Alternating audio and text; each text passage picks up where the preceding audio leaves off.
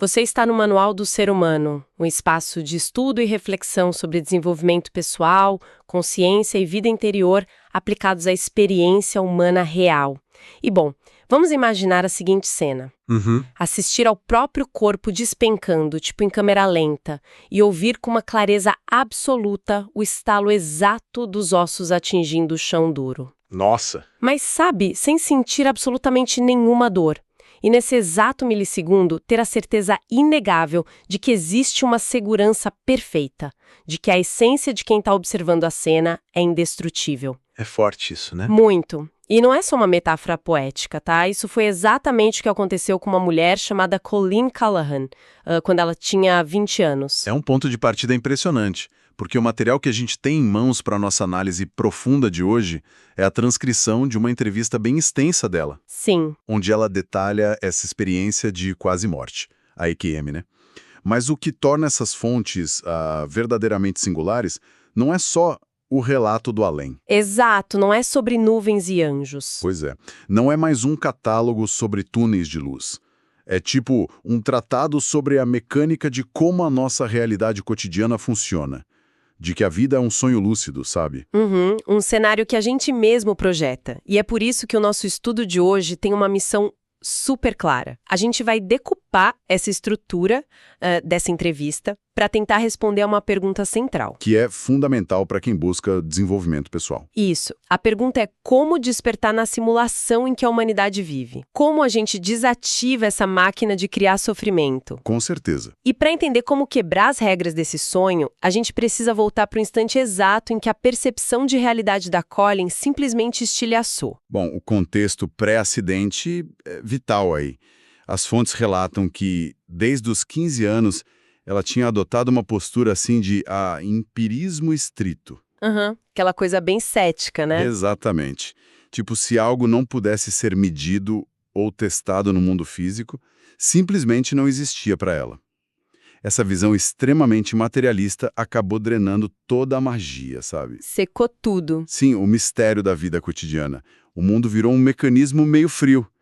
E essa sensação de vazio levou ela a buscar adrenalina, a assumir riscos físicos completamente desnecessários. Foi meio que uma compensação, já que o mundo interno estava anestesiado, ela precisava de impactos externos violentos para, sentir alguma coisa. Uhum. E o ápice disso aconteceu quando ela decidiu encurralar um garanhão imenso, e detalhe, montada só numa égua. Uma loucura. Total. Uma manobra que contrariava não só o bom senso, mas uma intuição fortíssima que ela teve. Uma voz que tentou avisar para ela não fazer aquilo. O guia dela, né? Isso, o guia que ela chama de Michael. Mas a mente racional ignorou o aviso, e aí, o garanhão se ergueu, deu um coice duplo e o impacto foi direto no rosto dela, em cheio. Caramba. E é bem aí que a física da realidade dela se desdobra de um jeito absurdo. Porque uma fração de segundo antes do contato físico, ela conta que foi literalmente puxada para fora do corpo. Pelo guia. Exato, por essa inteligência. E a partir desse ponto de observação externo, o tempo sofreu uma dilatação extrema. Tudo entrou em câmera lenta, sabe? Aham. O que permitiu que ela assistisse ao próprio acidente não como vítima, mas como uma observadora imparcial. Sim, o baque surdo, a queda, toda a violência do momento. Ela registrou tudo, mas sem o trauma. E aí, num piscar de olhos, o cenário físico some e ela é transportada para um ambiente que, olha, desafia as palavras. O banho lustroso, como ela diz. Isso mesmo. Ela descreve como um banho lustroso, um espaço com uma textura aveludada, um brilho assim iridescente, tipo aquelas manchas de gasolina refletindo luz em cima de uma poça d'água, sabe? Sei. Dá pra visualizar. E nesse lugar, a dor simplesmente não existia. Não era uma possibilidade física nem conceitual. Era só uma sensação esmagadora de perfeição absoluta e benevolência. E a primeira lição cósmica que ela recebe nesse estado de suspensão é tipo um choque frontal contra a crença humana de fragilidade. Como assim? O guia, o Michael, deixa muito claro para ela que nada, em momento nenhum, poderia ter machucado ela de verdade, porque a essência dela é eterna. $1 bilhão. Pois é, ela questiona o guia com uma lógica perfeita. Tipo, se a gente é eterno e indestrutível, se não tem perigo real, por que a vida na Terra parece tão aterrorizante? Sim, porque dói tanto. Exatamente, porque a dor física e o sofrimento emocional parecem tão reais e absolutos, sabe? É o paradoxo central da nossa existência. Se não tem risco, por que a gente chora e sangra tanto? E essa é talvez a parte mais genial dessas fontes. Porque a resposta do guia não é aquele consolo vazio de sempre. Ele dá uma explicação mecânica. Uhum. Ele diz que o medo da perda, a dor, a ilusão da mortalidade, isso não é uma falha no sistema. Eles são o motor do sistema. Uau! O guia explica que sem essa sensação palpável de risco e o peso agudo do medo, ninguém levaria a simulação a sério. Não teria imersão, sabe? Faz sentido. A pessoa ia simplesmente desistir ou nem ligar. Exato. Sem essa resistência absurda, a essência eterna nunca ia se engajar o suficiente para aprender o que veio aprender. E a analogia que eles usam nas fontes é perfeita. A Terra é descrita como uma vasta sala de musculação. Uma sala de musculação cósmica. Olha, a gente precisa parar e explorar isso porque muda tudo. Muda a perspectiva inteira. Muda mesmo. Pensa numa academia normal. Quando alguém levanta um peso de 40 quilos e o músculo começa a queimar, a pessoa não acha que o peso de ferro odeia ela, né? Pois é, não é um ataque pessoal do haltere. Imagina, ninguém processa a gravidade como punição divina ou karma negativo ali. O peso tá lá só para dar resistência. Sem essa resistência, o músculo não rompe, não reconstrói e não cresce. E o raciocínio das fontes é milimetricamente esse. A adversidade, as traições, perdas financeiras, tudo isso, esses cenários terríveis da vida funcionam como os pesos. São densidades que a consciência precisa levantar para treinar a si mesma, para se tornar lúcida sobre pressões extremas. O jogo na Terra não é evitar o sofrimento a todo custo. É usar a resistência dele para ficar forte, para escolher quem você quer ser independente do que acontece em volta. Eu concordo. Conceitualmente é brilhante. Mas a dúvida que fica é como é que esses pesos vão parar nas mãos das pessoas? Boa pergunta. O universo simplesmente joga os problemas na nossa cabeça. E a entrevista entra nesse ponto através de uma revisão de vida que a Colleen teve lá nessa sala iridescente. Sim, as vinhetas de memória. Isso. O guia mostrou para ela como nós somos os próprios arquitetos do sofrimento. E aí tem uma memória bem específica de quando ela tinha só 18 meses de idade. Uma cena dela bebê experimentando os sapatos novos. Ah, essa parte é fascinante. Porque na memória, ela se vê bebê chorando histericamente no chão da loja, sentindo uma agonia absoluta, uma sensação de que estava presa por causa daquele primeiro par de sapatos de sola dura. Mas, com a visão expandida lá da H&M, ela acessou a cena de forma holística. Ela sentiu o que se passava no coração da mãe naquele exato momento. Que era uma realidade totalmente diferente, né? Completamente. A família era muito pobre. A mãe tinha economizado e se sacrificado horrores com um único propósito, sabe?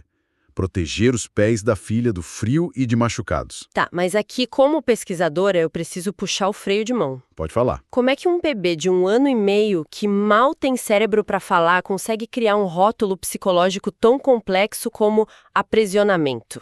Parece estranho a princípio. Não seria só um reflexo biológico, tipo um desconforto com o sapato apertado? Como as fontes justificam um bebê tendo esse nível de pensamento? Essa ponderação é excelente e vai direto no cerne das fontes. O material argumenta que não era o córtex pré-frontal rudimentar do bebê que estava elaborando o conceito de prisão. Ah, entendi. Era a consciência temporal, sabe? O ser eterno que estava ocupando aquele corpinho.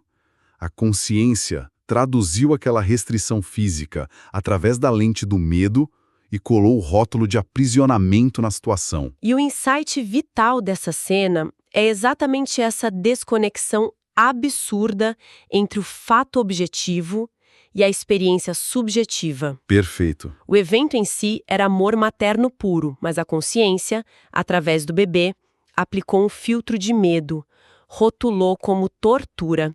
E a partir desse rótulo, a realidade daquela criança virou um inferno, mesmo cercada de amor. O sofrimento extremo não veio do couro do sapato, Veio da mente que rotulou a experiência. Exato. E aí tem a segunda memória da infância para aprofundar isso.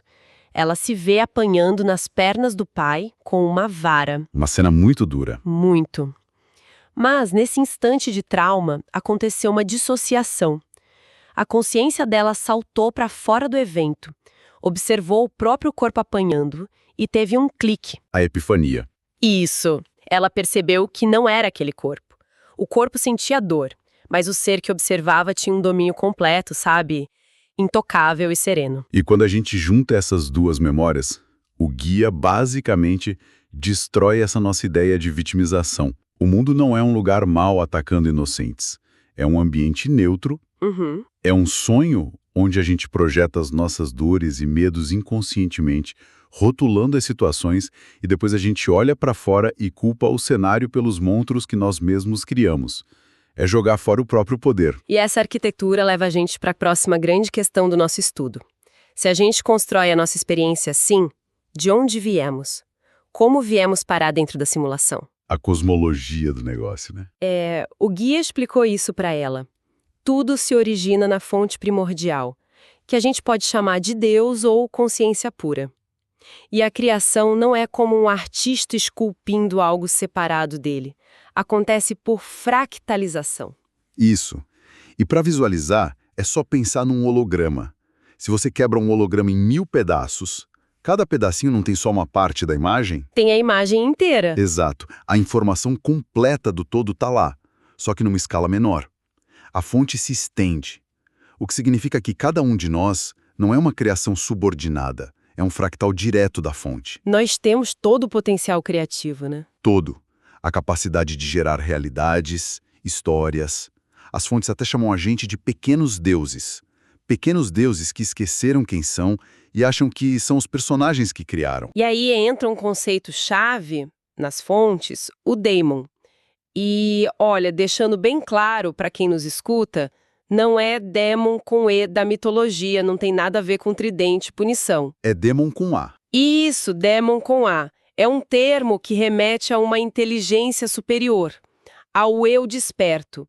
E o que acontece quando um desses pequenos deuses acorda? Quando o fractal desperta, ele se desidentifica da mente tagarela, desidentifica da história humana e dos traumas, e passa a operar como um daemon. O nível de consciência vai lá em cima. Totalmente. E a função primária desse daemon é resolver o que as fontes chamam de karma. Mas há muita calma nessa hora. Não tem nada a ver com aquele karma de punição ou dívida cósmica. Nossa, isso quebra muito o paradigma místico tradicional. Se não é castigo, o que é o karma para eles? É puramente reajuste de frequência energética. Tipo, cada vez que a pessoa tem uma atitude, uma fala com raiva, um ressentimento, ela cria uma vestimenta energética. Uma criação desajustada. Exato.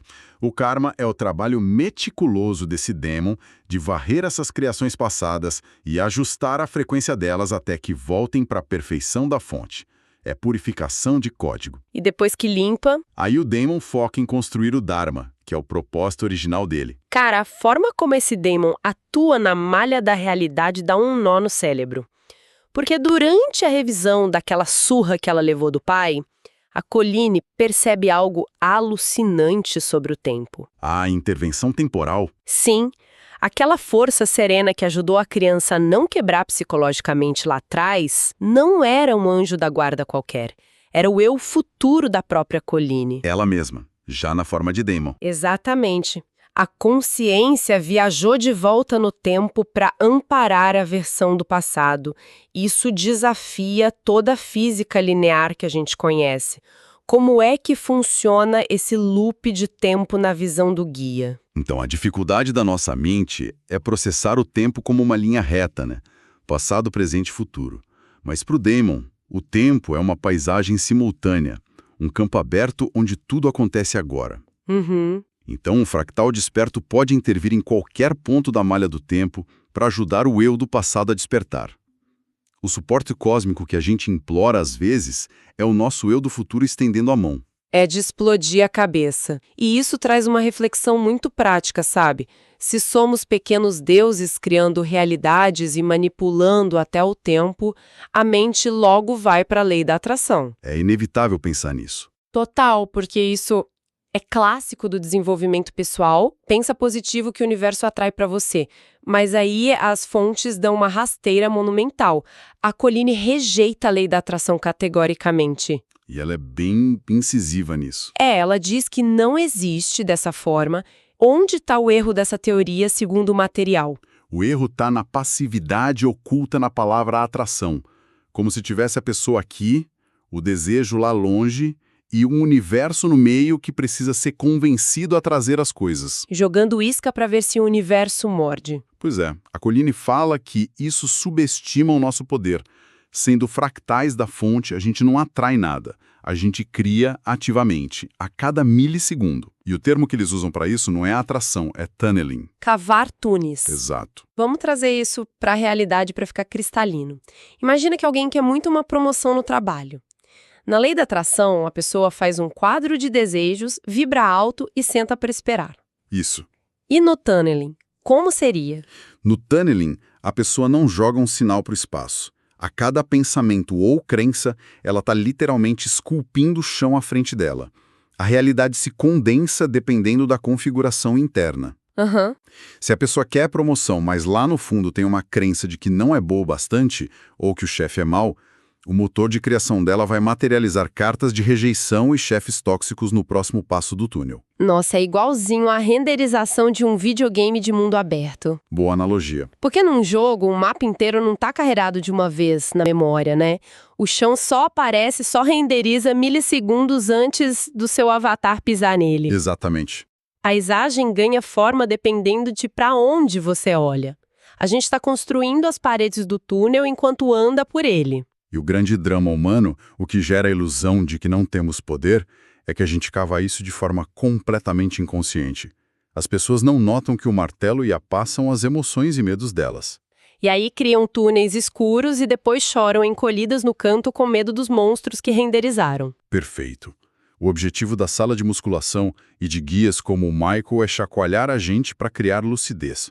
Acordar as pessoas para pararem de criar pesadelos enquanto dormem ao volante. E isso é a virada de chave para o nosso manual prático. A missão que a gente prometeu no início, como parar de renderizar monstros e despertar na simulação. E as fontes dão os passos práticos, né? Dão sim. É um guia tático para segunda-feira de manhã. Onde que começa essa prática? Qual é a primeira dica? A dica 1, o marco zero, é entender o alerta do sofrimento. O sofrimento emocional, tipo raiva ou pânico, não é prova de que o mundo é cruel. Ele é um alarme de incêndio. Um alarme. Isso. Se tem incômodo ou dor psicológica, significa que a lucidez caiu para zero. O fractal esqueceu que é eterno. Se identificou com um personagem e com um falatório mental. Nada no cenário fere o ser eterno. Se dói, o rótulo está errado. Tá, mas na prática é difícil, é fácil falar quando está calmo. Mas quando a ansiedade bate ou numa briga feia, a sirene já está tocando muito alto.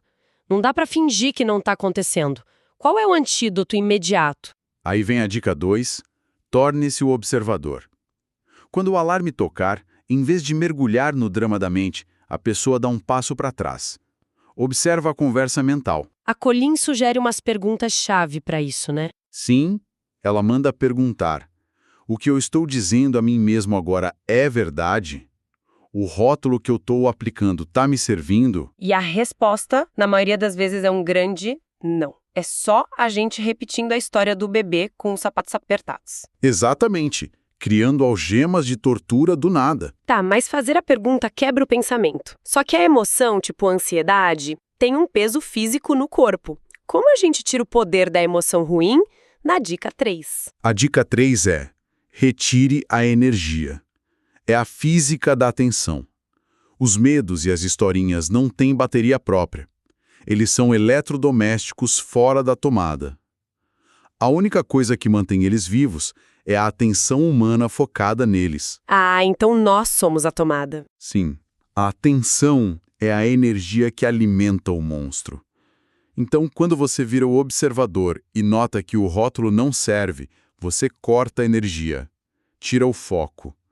A estrutura do medo desmorona por fome de atenção.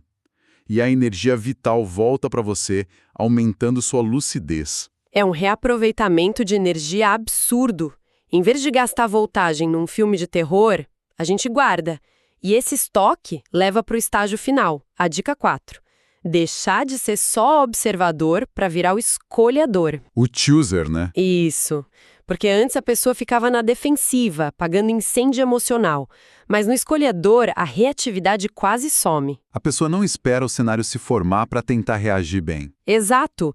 Antes de sair de casa, o escolhedor usa a vontade lúcida para projetar o que as fontes chamam de cascatas de eventos preferenciais. Uma onda de confiança que vai viajando à frente do corpo físico. E o túnel se abre iluminado porque ele assumiu o código do jogo. É pegar de volta as rédeas da própria criação consciente. Com certeza. E para amarrar toda essa nossa análise profunda de hoje, eu queria deixar um último pensamento, tipo uma provocação para quem nos escuta, bem inspirada naquela costura do tempo da Colleen. Manda. E se aquele desafio gigante que a pessoa está enfrentando hoje, o maior problema de todos, não for um ataque de um universo caótico, e se esse obstáculo for, na verdade, um peso cuidadosamente colocado ali na sala de musculação pelo seu próprio eu futuro, alguém já totalmente desperto, só esperando com paciência que a lucidez seja recuperada para você finalmente erguer esse peso com a força de um pequeno Deus. Se esse conteúdo te ajudou a pensar melhor sobre si mesmo ou sobre a vida, inscreva-se no canal, curta o vídeo e compartilhe com quem também está interessado em aprender a ser humano com mais consciência. Até o próximo estudo.